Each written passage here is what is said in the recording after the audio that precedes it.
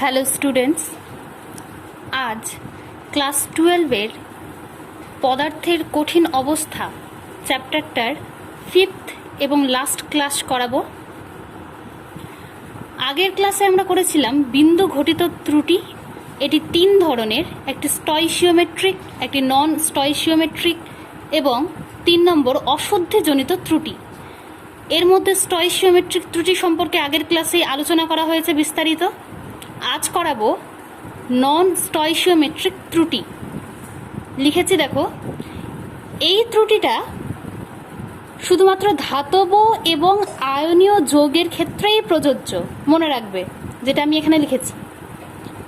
আচ্ছা, এই ত্রুটিটি দুটি কারণে ঘটতে পারে, এটি ধাতব আধিক্যজনিত ত্রুটি আর ধাতব ঘাটতিজনিত ত্রুটি। তার আগে আমি বলি নন স্টয়চিওমেট্রিক ত্রুটিটা কি। এখানে আমি আগেই বলেছি আয়নীয় যৌগ লাগবে। আয়নীয় যৌগ তার মানে সেখানে ক্যাটায়ন এবং অ্যানায়ন অবশ্যই উপস্থিত থাকবে। এখন যদি ক্যাটায়ন আর অ্যানায়নের যে অনুপাত, সেটা রাসায়নিক যে অনুপাত থাকে সেই অনুপাত থেকে যদি আলাদা হয় তবে এই ত্রুটির সৃষ্টি হয়। এখানে লিখেছি ধাতব আধিক্যজনিত ত্রুটি। আমরা জানি কেলাস গঠিত হয় গঠনকারী কণাগুলির পর্যায়ক্রমিক এবং সুশৃঙ্খল বিন্যাসের দ্বারাই। এখন যদি ধাতুর পরিমাণ বেড়ে যায় অর্থাৎ আধিক্য ঘটে, তাহলে সেই শৃঙ্খল বিস্তারিত যে শৃঙ্খল থাকে সেটা ভিন্ন হয়ে যাবে, অর্থাৎ এখানে একটি ত্রুটির সৃষ্টি হবে। একই রকম ধাতব ঘাটতিজনিত ত্রুটি, যেটা এখানে যদি ধাতুর ঘাটতি হয় তবেও যে কেলাসের সুশৃঙ্খল বিন্যাস সেটা ভিন্ন হবে, এর ফলে এখানেও একটি ত্রুটির সৃষ্টি হবে। এই জন্য লিখেছি এই দুটো। এবার ধাতব আধিক্যজনিত যে ত্রুটিটা, সেটাও দুটি কারণে ঘটে। দেখা, এক লিখেছি অ্যানায়নের শূন্যতার জন্য ধাতব আধিক্যজনিত ত্রুটি। 2 নম্বর অন্তঃস্থানিক ক্যাটায়নের উপস্থিতির জন্য ধাতব আধিক্যজনিত ত্রুটি। এবার ধাতব আধিক্যজনিত ত্রুটি এই সম্পর্কে বিস্তারিত আলোচনা করব। দেখো, এইবারে আসছি ধাতব আধিক্যজনিত ত্রুটিতে। একটু আগেই বললাম এই ত্রুটি দুটি কারণে ঘটে। একটি হচ্ছে অ্যানায়নের শূন্যতার জন্য, অপরটি হলো অন্তঃস্থানিক ক্যাটায়নের উপস্থিতির জন্য। আমি এখানে দুটো ছবি এঁকেছি বোঝানোর জন্য। প্রথমেই বলেছি আয়নীয় যৌগ এখানে লাগবে, তাহলে আয়নীয় একটি কেলাস নিয়েছি। এবার এই কেলাসে আমরা জানি ক্যাটায়ন এবং অ্যানায়নগুলো নির্দিষ্ট সজ্জায় সজ্জিত থাকে। এবারে যদি কোনো একটি অ্যানায়ন, ক্যাটায়ন ছিল তাহলে এখানে অ্যানায়ন থাকবে, কোনো অ্যানায়ন যদি নিজের স্থান পরিত্যাগ করে নির্দিষ্ট তার ল্যাটিস বিন্দু থেকে এই কেলাস থেকে নিরুদ্দিষ্ট হয়ে যায়, তবে এই ধরনের ত্রুটির সৃষ্টি হয়। যেহেতু ক্যাটায়ন যতগুলো ছিল অ্যানায়ন ততগুলোই ছিল, এখন যদি একটি অ্যানায়ন বেরিয়ে যায় তাহলে কি হবে, ক্যাটায়ন অ্যানায়নের অনুপাতটা ভিন্ন হবে এবং এখানে যে তড়িৎ প্রশমতা বজায় ছিল সেই তড়িৎ প্রশমতাটা অক্ষুণ্ণ হবে। এবার এই তড়িৎ প্রশমতা বজায় রাখার জন্য একটি ইলেকট্রন সেই অ্যানায়নের স্থান দখল করবে। এর ফলে তড়িৎ প্রশমতা বজায় থাকছে, কিন্তু ক্যাটায়ন এবং অ্যানায়নের অনুপাত কিন্তু বজায় থাকছে না। এর ফলে একটি ত্রুটির সৃষ্টি হবে, ওই জন্য অ্যানায়ন চলে যাচ্ছে, বেরিয়ে যাচ্ছে, এর ফলে অ্যানায়নের শূন্যতা সৃষ্টি হচ্ছে। এই কারণে যে ত্রুটির সৃষ্টি হচ্ছে সেটাকেই বলবো অ্যানায়নের শূন্যতার জন্য ধাতব আধিক্যজনিত ত্রুটি। এখানে দেখো গোল করে আমি এফ কেন্দ্র বা বর্ণবিন্দু লিখেছি। যে স্থান থেকে অ্যানায়ন বেরিয়ে গেল সেখানে এসে একটি ইলেকট্রন উপস্থিত হলো, এই যে স্থানটিকে, সেই স্থানটিকেই বলবো এফ কেন্দ্র বা বর্ণবিন্দু। এখানে আরেকটা জিনিস মনে রাখতে হবে, যেসব কেলাসের ক্ষেত্রে স্কটকি ত্রুটি দেখা যায় তারাই এই ধরনের ত্রুটি সৃষ্টি করে। এবারে আসছি অন্তঃস্থানিক ক্যাটায়নের উপস্থিতির জন্য ফ্রেঙ্কেল ত্রুটি লিখেছি। আবার এটা পরে আসছি, আগে এটা লিখে অন্তঃস্থানিক ক্যাটায়নের উপস্থিতির জন্য। আচ্ছা, আমরা জানি যতগুলো ক্যাটায়ন থাকে ততগুলোই অ্যানায়ন থাকে। এবার কোনো একটা অ্যানায়ন যদি ইলেকট্রন বর্জন করে, তাহলে ইলেকট্রন বর্জন করে এই কেলাস থেকে বেরিয়ে যায়, তাহলে একটি ক্যাটায়ন বেশি থেকে যাচ্ছে, যেহেতু যটা ক্যাটায়ন ছিল তটাই অ্যানায়ন ছিল, একটি অ্যানায়ন বেরিয়ে গেল, তাহলে একটা ক্যাটায়নের আধিক্য দেখা গেল। তাহলে এই ক্যাটায়নটা কোথায় থাকবে? সেটি নিজের স্থান ত্যাগ করে এই স্থানগুলোকে কি বলে? অন্তঃস্থানিক স্থান। অন্তঃস্থানিক স্থানে এসে উপস্থিত হবে।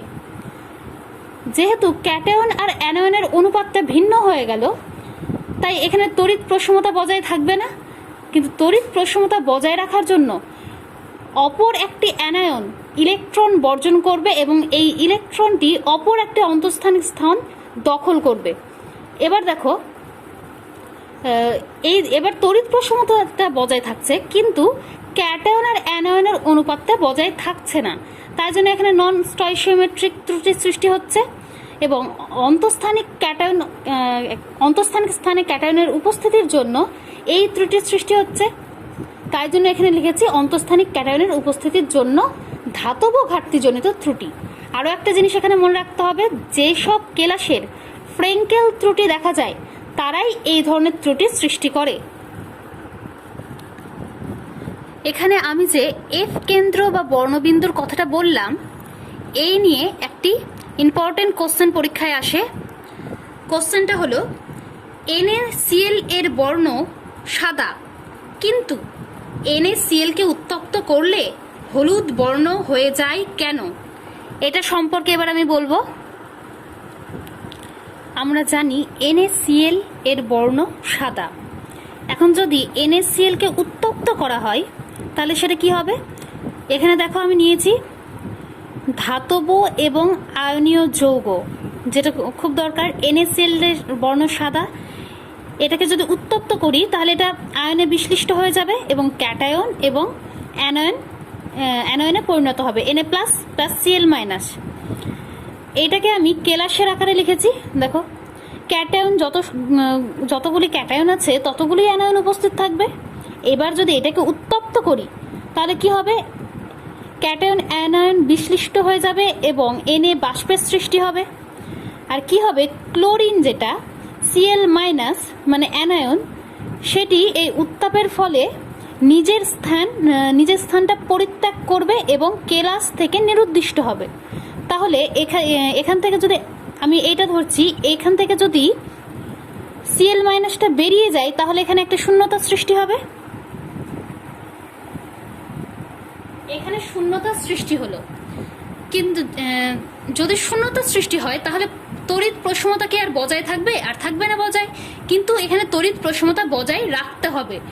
তড়িৎ প্রশমতা বজায় রাখার জন্য সোডিয়াম মানে Na প্লাস ইলেকট্রন বর্জন করবে এবং এই ইলেকট্রনটি সেই অ্যানায়নের যে স্থান, সেই স্থান দখল করবে।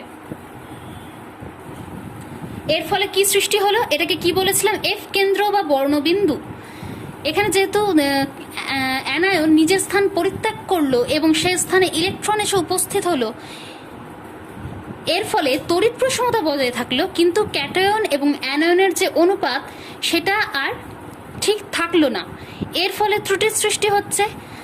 আর যেহেতু এখানে ইলেকট্রন দ্বারা এই জায়গাটা রিপ্লেস হয়ে গেল, তাই এর বর্ণ কিন্তু চেঞ্জ হয়ে যায়। যেহেতু এটাকে বলা হয় বর্ণবিন্দু, এই কারণেই এটি সাদা ছিল, হয়ে গেল হলুদ। এবং এখানে নন স্টয়চিওমেট্রিক NaCl উৎপন্ন হবে।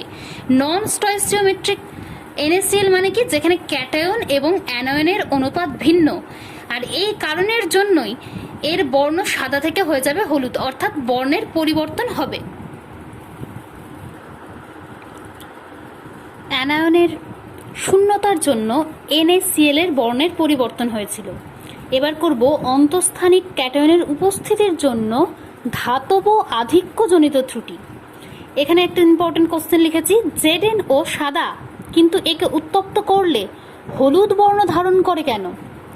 ZnO কে যদি উত্তপ্ত করি তাহলে সেটাও আয়নে বিশ্লিষ্ট হবে, যেটা আমি এখানে লিখেছি। ZnO থেকে হবে Zn2 plus plus half O2 plus 2E।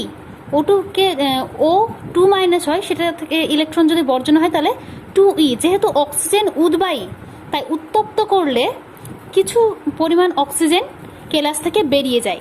যদি বেরিয়ে যায় তাহলে আমরা জানি যতগুলো ক্যাটায়ন ছিল ততগুলোই অ্যানায়ন ছিল। এখন যদি অ্যানায়ন বেরিয়ে যায় তাহলে ক্যাটায়নের আধিক্য হবে এবং এই ক্যাটায়নটা অন্তঃস্থানিক স্থান দখল করে থাকবে। এবার তড়িৎ প্রশমতা বজায় রাখার জন্য অ্যানায়ন কিছু পরিমাণ ইলেকট্রন বর্জন করবে এবং এই ইলেকট্রনটা দেখো, ইলেকট্রনটাও অন্তঃস্থানিক স্থান দখল করছে। এর ফলে তড়িৎ প্রশমতা বজায় থাকছে, কিন্তু ক্যাটায়ন এবং অ্যানায়নের অনুপাতটা ভিন্ন হচ্ছে। এর ফলে একটি ত্রুটির সৃষ্টি হচ্ছে, যেটাকে আমরা বলেছি ধাতব আধিক্যজনিত ত্রুটি। এই যে এখানে এক্সেস রয়েছে Zn2+, তাই জন্য আধিক্য বলছি এখানে। এই ত্রুটির ফলেই ZnO এর বর্ণের পরিবর্তন হয়ে যায়। এটাই হচ্ছে কারণ। ZnO সাদা, কিন্তু একে উত্তপ্ত করলে এটি হলুদ বর্ণ ধারণ করে। নন স্টয়চিওমেট্রিক ত্রুটির পর 3 নম্বরে ছিল অশুদ্ধিজনিত ত্রুটি। এটা কাকে বলে অশুদ্ধিজনিত ত্রুটি? কোনো একটি বিশুদ্ধ কেলাস নিলাম, এবার এই কেলাসের মধ্যে যদি অশুদ্ধি রূপে বাইরে থেকে কোনো পদার্থ স্বল্প পরিমাণে যদি এটা কোনো বিশুদ্ধ কেলাসের মধ্যে যুক্ত করি, তাহলে সে কেলাসের যে একটি সুশৃঙ্খল পর্যায়ক্রমিক বিন্যাস ছিল সেটি বিঘ্নিত হবে। এর ফলে একটি ত্রুটির সৃষ্টি হবে। এর ফলে যে ত্রুটির সৃষ্টি হলো সেই ত্রুটিটাকেই বলবো অশুদ্ধিজনিত ত্রুটি। তাহলে কি বলতে পারি? বিশুদ্ধ কেলাসের মধ্যে অশুদ্ধি রূপে বাইরে থেকে যদি কোনো পদার্থ স্বল্প পরিমাণে যুক্ত করি, তাহলে যে ত্রুটির সৃষ্টি হবে তাকেই বলবো অশুদ্ধিজনিত ত্রুটি। বোঝা গেছে? এইবারে কঠিন পদার্থের তড়িৎ ধর্ম সম্পর্কে আলোচনা করব। তড়িৎ ধর্মের ভিত্তিতে কঠিন পদার্থকে 3 ভাগে ভাগ করা যায়। এক লিখেছি পরিবাহী, অন্তরক, অর্ধপরিবাহী। পরিবাহী কাকে বলে? যে সব পদার্থ সহজেই তড়িৎ পরিবহন করতে পারে তাকে বলবো পরিবাহী। অন্তরক পদার্থ যেসব পদার্থ তড়িৎ পরিবহন করতে পারে না, অর্থাৎ বলতে পারি যেসব পদার্থ তড়িৎ পরিবহনে অক্ষম, তাদের অন্তরক পদার্থ বলে। আর অর্ধপরিবাহী কাকে বলে? যেসব পদার্থ তড়িৎ পরিবাহিতার যে মান, সেই মানটা এই পরিবাহী আর অন্তরকের মধ্যবর্তী, তাদের বলবো অর্ধপরিবাহী পদার্থ। এবার এই অর্ধপরিবাহী পদার্থ 2 ধরনের হয়, একটা বিশুদ্ধ, একটা অশুদ্ধ। বিশুদ্ধ অর্ধপরিবাহী কাকে বলে বলি একবার। যেসব অর্ধপরিবাহী বিশুদ্ধ অবস্থাতেই তড়িৎ পরিবহন করতে পারে তাদের বিশুদ্ধ অর্ধপরিবাহী বলে। আর অশুদ্ধটা কি বলবো? বিশুদ্ধ অর্ধপরিবাহী নিব, এবার এর মধ্যে বাইরে থেকে যদি কি অল্প পরিমাণ অপদ্রব্য মেশানো হয়, এর ফলে যে নতুন অর্ধপরিবাহী পাবো সেই অর্ধপরিবাহীটাকে বলবো অশুদ্ধ অর্ধপরিবাহী। আচ্ছা, বিশুদ্ধ অর্ধপরিবাহীর যে তড়িৎ পরিবাহিতার মান সবসময় অশুদ্ধ অর্ধপরিবাহী অপেক্ষা কম হয়, মানে এর তড়িৎ পরিবাহিতার মান বেশি হবে। এবার যে পদ্ধতিতে বিশুদ্ধ অর্ধপরিবাহীর মধ্যে স্বল্প পরিমাণ অপদ্রব্য মিশিয়ে অশুদ্ধ অর্ধপরিবাহী তৈরি করা হচ্ছে, সেই পদ্ধতিটাকে বলে ডোপিং করা। এই ডোপিংয়ের মাধ্যমে, অর্থাৎ ডোপিংয়ের মাধ্যমে আমরা কি পাচ্ছি? অশুদ্ধ অর্ধপরিবাহী পাচ্ছি। এবার যে অপদ্রব্যটা মেশানো হচ্ছে তার প্রকৃতির ওপর নির্ভর করে অর্ধপরিবাহীকে 2 ভাগে ভাগ করা হচ্ছে, একটা এন টাইপ অর্ধপরিবাহী, একটা পি টাইপ অর্ধপরিবাহী। এবার এই দুটো সম্পর্কে এখন বিস্তারিত আলোচনা করব। তাহলে এবার আসছি এন টাইপ অর্ধপরিবাহী এবং পি টাইপ অর্ধপরিবাহী। দুটোর ক্ষেত্রেই সিলিকন বা জার্মেনিয়াম বিশুদ্ধ অর্ধপরিবাহী নিয়েছি, কারণ এদের যোজ্যতা 4। এখানে লিখেছে, এখানে লিখিনি, যাই হোক সিলিকন বা জার্মেনিয়াম নিতে হবে। এখানে আমি সিলিকন নিয়েছি দুটো ক্ষেত্রেই। আর এন টাইপের ক্ষেত্রে পি মানে ফসফরাস পঞ্চযোজী মৌল নিয়েছি। পঞ্চযোজী কি করে বুঝবো? কারণ এর ফসফরাসের সর্ববহিস্থ কক্ষপথে 5টি ইলেকট্রন আছে। কি করে পেলাম? এই যে দেখো, এখানে 2টো আর এখানে 3টে, কত হলো? মোট 5টি ইলেকট্রন, তাই এটা পঞ্চযোজী মৌল। এখানে নিয়েছি বোরন, এটা সর্ববহিস্থ কক্ষপথে আছে 3টি ইলেকট্রন, 2 আর 1-এ 3, 3টে ইলেকট্রন হলো। তাহলে এটিকে বলবো ত্রিযোজী মৌল। আর এই বিন্যাসটা তোমরা এর আগেই জেনেছো পর্যায় সারণীতে। এবার দেখো সিলিকন নিয়েছি এবং সেখানে নিয়ন্ত্রিত মাত্রায় ফসফরাস যোগ করেছি। নিয়ন্ত্রিত মাত্রায় যোগ করেছি কারণ শুধুমাত্র একটি সিলিকন যেন একটি ফসফরাস দ্বারা রিপ্লেস হতে পারে। এবার এখানে দেখো সিলিকনের একটা ইলেকট্রন একটি ফসফরাসের ইলেকট্রনের সাথে যুক্ত হয়ে সমযোজী বন্ধন তৈরি করে। আমরা জানি দুটো ইলেকট্রন মিলে একটি সমযোজী বন্ধন তৈরি হয়। এটার ক্ষেত্রেও একটি সমযোজী বন্ধন তৈরি হচ্ছে, এটার ক্ষেত্রেও হচ্ছে, এটার ক্ষেত্রেও হচ্ছে। দেখো কি করে হচ্ছে।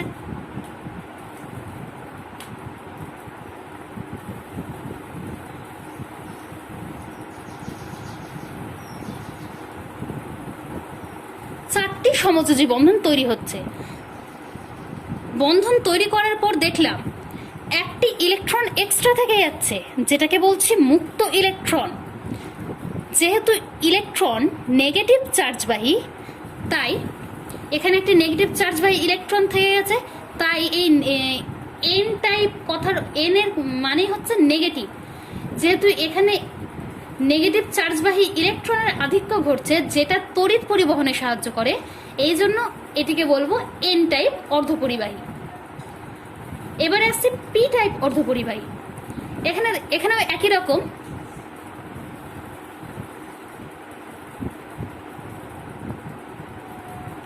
চারটি সমযোজী বন্ধন হওয়ার কথা, কিন্তু এখানে দেখো তিনটে ইলেকট্রন আছে, এখানে একটি ইলেকট্রন অনুপস্থিত। তাহলে তিনটে সমযোজী বন্ধন হয়ে গেছে। আর এটা সমযোজী বন্ধন কি করে হবে? তাহলে এখানে একটি ইলেকট্রন থাকতে হবে, তাহলেই সমযোজী বন্ধন হবে। এখানে সমযোজী বন্ধন হওয়ার জন্য পাশের একটি সমযোজী বন্ধন থেকে ইলেকট্রন এই গর্তে চলে আসে। এর ফলে পরের যে সমযোজী বন্ধনটা ছিল সেখানে একটি গর্তের সৃষ্টি হচ্ছে।